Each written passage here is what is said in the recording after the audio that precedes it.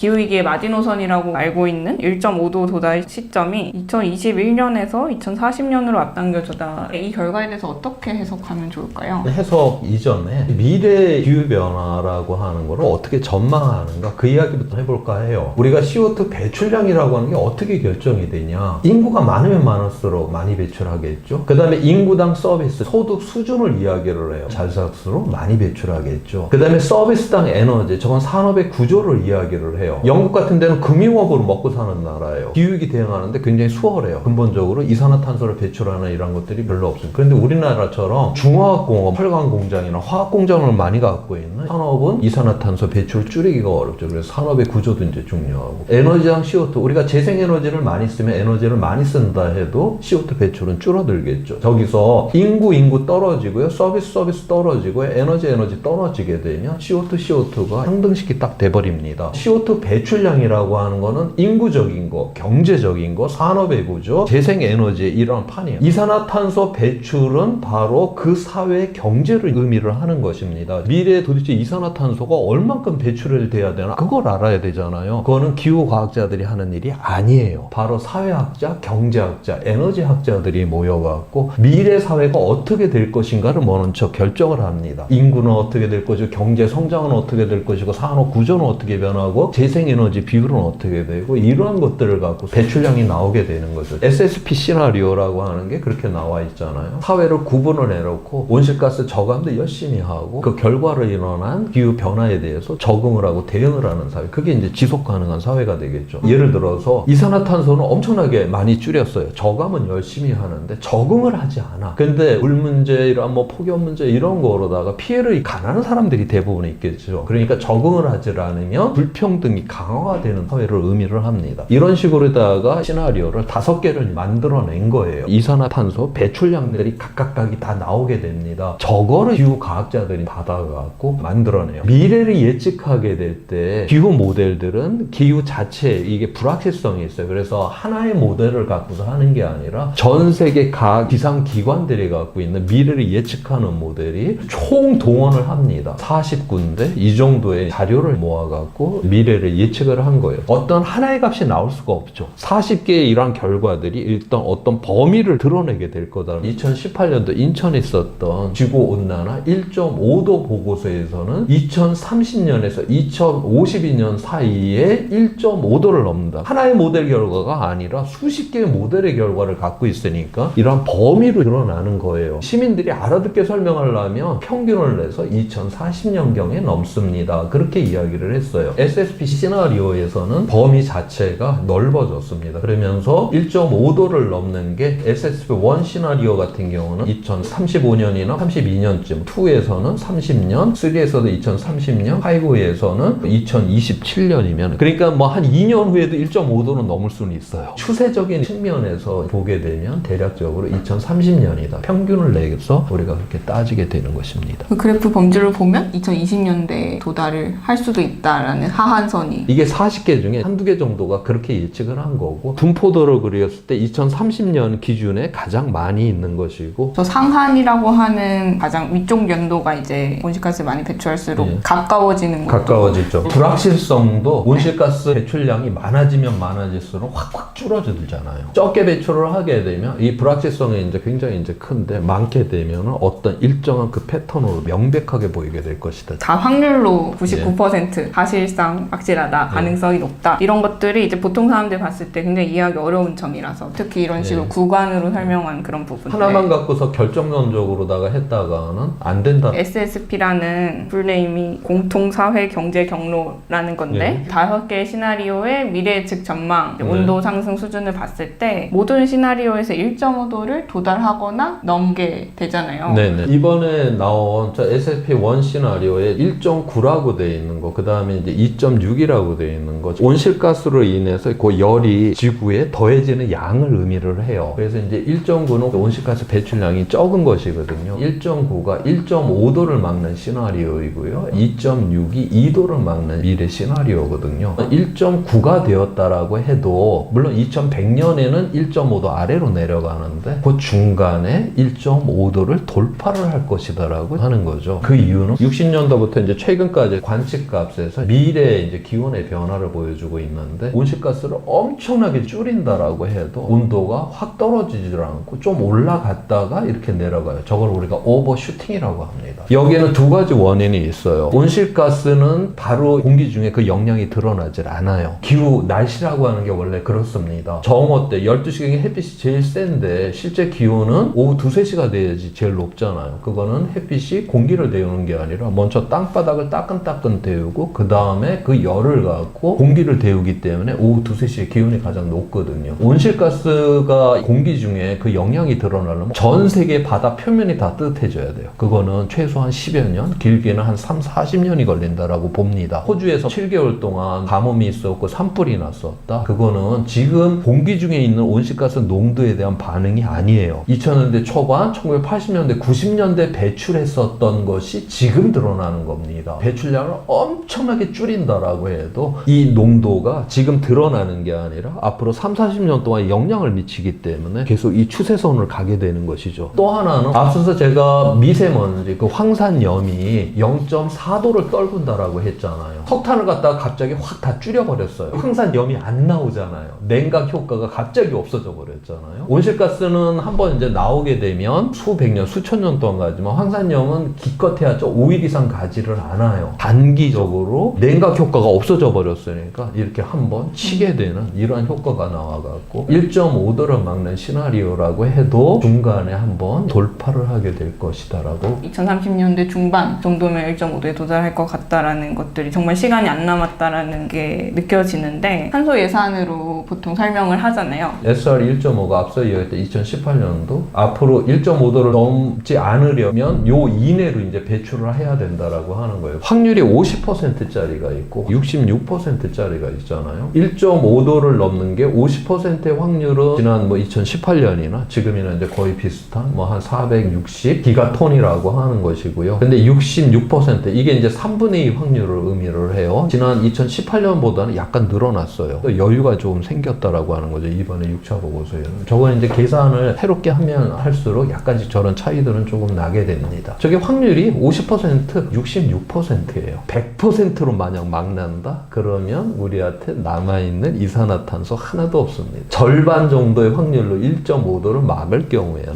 이제 저렇게 여유가 조금 있다? 100%로 이 세상을 완벽하게 안전한 세상을 만든다? 그런 세상은 없죠. 불확실성이라는 게 참 과하게 답답한 점이라고 생각을 했거든요. 확실한 것처럼 보통 사람 생각하지만 사실 그 안에 굉장한 불확실성을 가지고 있잖아요. 불확실성을 우리가 어떻게 이해를 해야 되냐면 10년 전까지만 해도 5차 보고서가 나올 때까지만 해도 금세기 말에 한 4도 내지 5도까지 올라가게 되면 문명도 좀 굉장히 이제 흔들리고 문제가 생길 거다. 그렇게 예측을 했었어요. 그런데 2018년 인천에서는 이미 1.5도, 2도를 넘어도 흔들리게 된다. 이 불확실성을 과학에서는 값을 갖고 있잖아요. 급격하게 지금 줄어들어오고 있는. 그 다음에 이게 점점 더 빠르고 강해지고 명백해지는 그렇기 때문에 무시를 할 수 있는 불확실성이 아니라 긴급하게 대응을 해야 되는 그렇게 이해를 해야 되는 것입니다. 이미 1.5도가 끝나버린 것이 아니냐라고 기사들이 그런 식으로 많이 나왔잖아요. 이 IPCC 기자회견에서 만약 1.5도가 넘어버린다면 우리가 지금 하는 온실가스 감축 노력이 뭐냐, 노력을 해야 되냐 이런 식으로 이야기한 분이 있었는데 거기에 대해서 이제 한 과학자가 아니다. 그래도 1.5도 목표를 맞추지 못하더라도 2도 이내로 혹은 3도 이내로 4도 이내로 온도가 1도 올라갈 때마다 영향은 굉장히 달라지기 때문에 온실가스 감축 노력을 최선을 다해서 하는 거는 중요한 일이다라고 말을 했던 게 기억이 나는 것 같아요. 또 한편으로 이제 IPCC 결과가 보수적인 편이다라는 그런 얘기를 많이 듣잖아요. 실제로 그런 것인지 어떤 점이 그런 평가를 듣게 하는지 보수적이다라는 표현보다도 어떤 면에서 그게 과학적이다라는 저는 그렇게 이해를 하는데 우리 과학자들이 저건 분명히 문제가 있다라는 걸 알면서도 그런 것들을 미래 예측을 하는데 전혀 반영을 못하는 것들이 있어요. 예를 들어서 빙하가 깨지는 거. 그럼 그 급변적인 거예요. 빙하가 겉면부터 차분히 녹는 거는 우리가 계산이 가능하지만 위성으로 봐도 여기저기 금들이 또 가구도 있어요. 그럼에도 불구하고 저게 어떻게 깨져서 얼만큼이 이제 떨어져 나가느냐 이런 거는 지금 현재 계산 불가능의 영역이고, 그 다음에 동토층이 뭐 높게 되면 거기 이제 메탄이라고 하는 온실가스가 나온다라고 하는데, 심지어 관측으로다가 여기저기서 지금 메탄도 좀 나오고 있기는 한데 어느 정도의 메탄 양이 있는 건지 계산을 할 수는 있기는 해요. 그런데 불확실성이 크고 신뢰성이 너무나 떨어지는 거예요. 그런 거를 여기다 다 집어넣고 해버리면 이러한 신뢰성을 갖고 있는 이 부분이 다 무너지게 됩니다. 그래서 그런 부분들을 지금 다 빼고 계산을 하는데, 그거는 당연히 빼야 된다라고 저도 역시도 그렇게 봐요. IPCC에서 예측하는 이러한 것이 보수적일 수밖에 없는 거예요. 우리가 과학적으로다가 그런 신뢰성이 높은 부분만을 갖고서 예측한 미래다라고 하는 것이죠. 자, 그런데 그렇게 보수적인 예측만을 갖고서 우리가 미래를 갖다 전망을 했는데 2050년까지 탄소 중립 사회를 우리는 만들어야 된다라고 하는 거 아니에요. 그게 무슨 뭐 특이한 뭐 특별한 극단적인 사례를 모아간 게 아니라 과학에서 아주 신뢰를 할 수 있는 이것만 모아서 이야기를 해도 2050년에 탄소 중립, 우리가 화석연료를 아무것도 쓰지 않는 세상을 만들어내는데 이거 세상이 완전히 뒤집어져야 된다는 걸 의미를 하는 거 아니에요? 너무나 보수적이지 않냐? 그렇게 전망하는 것조차도 아직까지 제대로 대응이 안 되는 세상에 우리는 와 있습니다. 피드백 루프라든지 티핑 포인트라든지 네. 이런 부분에 있어서는 불확실성이 아직 크고 IPCC 보고서에 반영되지 않은 부분이 있다라는. 제가 이번 이제 보고서가 나오기 전에 2018년 1.5도 지구온난화 보고서에서 1도 내지 2도 사이에서 급변적인 티핑 포인트가 일어날 가능성이 있다 이렇게 선언을 했어요. 인간 때문에 기후위기가 일어난다. 이걸 뭐 90년도에는 그럴까? 뭐 그러다가 5년 후에는 뭐 영향도 하나 있어? 2000년도가 되니까 이제 그때부터 인간의 영향이 있다. 그런 것처럼 이제 티핑 포인트에 이제 가능성이 좀 있어? 지난번에 보고서가 그래서 이번엔 훨씬 더 이제 센 과학적인 결과들이 모여서 그런 메시지가 나올 거라고 생각을 했는데, 다행스럽게 금세기 안에는 티핑 포인트의 발생 가능성을 배제할 수는 없지만 가능성이 있다지 일어난다라고는 말할 수는 없다. 급변성은 티핑 포인트는 우리가 이제 노력을 해도 그건 안 되는 세상을 의미를 하는 것이거든요. 그러한 측면에서 아직 인간한테는 희망이 있다라고 하는 것이 현재까지의 과학의 결과입니다. 다행인 것 같은데요. 탄소 중립을 2050년 안에 급격하게 이루어야 한다라는 그런 지향점들이 과학자들이 이렇게 이야기를 하는구나, 이런 것들이 잘 느껴졌던 것 같아요. 지금 우리나라가 급변하는 어떤 기후 위기 대응의 전국에 있는데 작년에 탄소 중립을 하겠다라고 대통령이 선언을 했어요. 2050년까지 탄소 중립을 어떻게 할 것인가 그 시나리오를 만들고 있잖아요. 탄소 중립 위원회라는 곳을 만들어서 올해 말에는 유엔에 2030년까지는 어디까지 줄일 것인지 이런 것들을 다시 제출을 해야 되는데, 2050년에 딱 넷째로 한다고 문제 해결되는 게 아니라 그때까지 누적된 양이기 때문에 중간 목표가 정말 중요하다는 생각이 들었는데, 이것도 다시 제출해야 되는 지금 우리나라 상황에 있는데 되게 미적미적하고 있는 것 같아요. 이번 IPCC 보고서가 우리 한국 사회의 정책 결정자들에게 던지고 있는 시사점이랄까? 메시지는 무엇이라고 생각을 하시는지. 2050년까지 탄소 중립의 세상을 만들어야 된다는 거고, 중간 목표인 2030년까지 이제 절반 이상을 줄여, 전년 대비로 이제 따져보게 되면 매년 한 15%씩을 줄여 나가야 된단 말이에요. 초반에는 많이 줄여야 되고 뒤로 가면 이제 천천히 줄이는, 그것이 합리적이죠. 초반에는 과잉으로 쓰고 있는 부분들, 그 다음에 이 에너지 전환을 좀 할 수 있는 부분들이 있어요. 그렇지만 뒤쪽에 가게 되면 철강, 공업 이런 데에서 이런 탄소가 들어가는데 그거를 뭐 수소로 이제 환원제로 바꿔야 된다라든가 이런 것들은 다 기술 개발이 다 돼야지. 그래서 그런 것들은 기술 개발과 함께 이제 천천히 돼야 되는 거고, 전년 대비 이제 15%씩 이제 줄여 나가야 되는데, 이게 뭘 의미를 하냐면 우리가 1998년도 IMF 외환위기 때 산업 기반이 이제 무너지게 되면서 15%가 줄었어요. 완전히 뒤집어야 되는 이러한 세상을 지금 의미를 하는 거잖아요.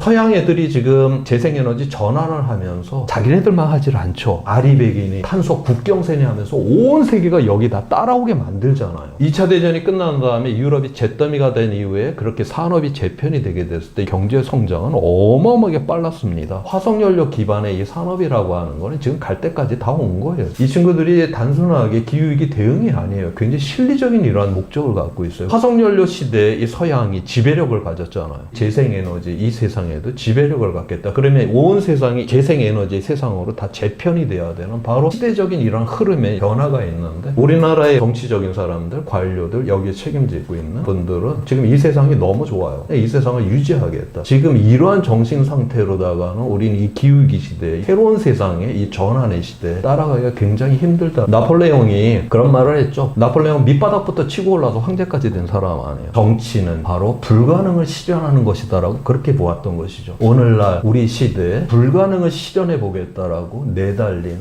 바로 이러한 정치가 필요한 시대가 지금 시대가 아닌가. 탄소 중립 시나리오가 이번에 발표가 됐는데 현실 가능성 있는 타협 가능한 소극적인 안을 내놓잖아요. 정치인들은. 그러다 보니까 줄인다라고 하는 그것 자체도 문제가 좀 있지만 내용을 봐도 실현 가능하지도 않아. 이런 기술을 다 동원한다라고 그렇게 써놓잖아요. 이거를 맡고 있는 사람들한테 내버려 둘 게 아니라 이제 시민이 연대를 해갖고 이 판을 갖다 완전히 바꿔버리는 수밖에 없지 않나? 저는 그렇게 생각하고 있어요. 지구 온도라는 부분도 볼 수 있지만 빙하가 녹는다든지 해수면이 상승한다든지 이런 것들은 굉장히 장기적인 변화이기 때문에 온실가스 배출을 낮추어도 100년이나 몇천 년 동안 지속될 수 있다라고 하는 부분도 맞아요. 그런 기억이 나네요. 부분들. 남극빙하가 생긴 지가 4천만 년 전에 그때 처음 생겼고요. 그때 이산화탄소 농도가 한 450 ppm 그 정도로 지금 보고 있고요. 근데 북극빙하 같은 경우가 500만 년 전에 처음 생겼는데 그 당시에 이산화탄소 농도가 한 350 ppm이죠. 지금 410 ppm 아니에요. 지금 이미 북극 쪽에 있는 이 빙하들은 다 불안정한 그런 상태에 있다라고 하는 거죠. 왜 걔가 다 녹지를 않느냐? 빙하는 굉장히 천천히 변화가 일어나죠. 한여름에 커다란 얼음 덩어리를 땡볕에 이렇게 내놓는다고 해갖고 걔가 30도가 넘었다 순식간에 없어지지는 않잖아요. 북극 쪽 빙하는 410 ppm까지 지금 올라와 있잖아요. 350 ppm 아래로 이제 내려야지 북극 빙하는 안전화가 되는데 당장 문제는 안 일어나지만 이게 1000년 단위, 2000년 단위에서는 북극 빙하가 계속적으로 이거 문제를 일으킬 수밖에 없다라고 하는 거죠. 근데 이제 우리의 시간 규모라고 하는 게 고작 이제 한 100년 범위 안에서만 인식을 할 수가 있기 때문에 그런 것까지는 지금 따지지를 못하고 있는 그런 상황입니다. 과학이 알려주는 것이 있지만 또 과학이 알려주지 않는 것들이 있다라는 생각을 했었어요. 과학은 우리가 어떤 목표 지점을 향해 나아가야 되는지 굉장히 명확하게 지금 보여주고 있는 거고 또 어떤 길을 통해서 우리가 그런 목표를 이룰 것인지는 사회와 정치인들과 시민들이 또 요구해야 되는 그런 부분인 것 같더라고요. 그레타 툰베리가 예전에 태양광 요트를 타고 가면서 Unite Behind the Science라는 말을 했잖아요. 또 이 말이 이번 IPCC 보고서가 나오고 우리가 당사국 총회가 COP26이 이제 11월 달에 앞두고 있는데 이러한 시점에 나온 이 IPCC 보고서가 주는 시사점이 굉장히 많다라는 말로 이제 마무리하고 싶고 마지막으로 하고 싶은 말이 있으실까요? IPCC 보고서와 관련돼서 이렇게 여러분들 함께 생각할 수 있는 이 시간 갖게 돼서 굉장히 의미가 있었습니다.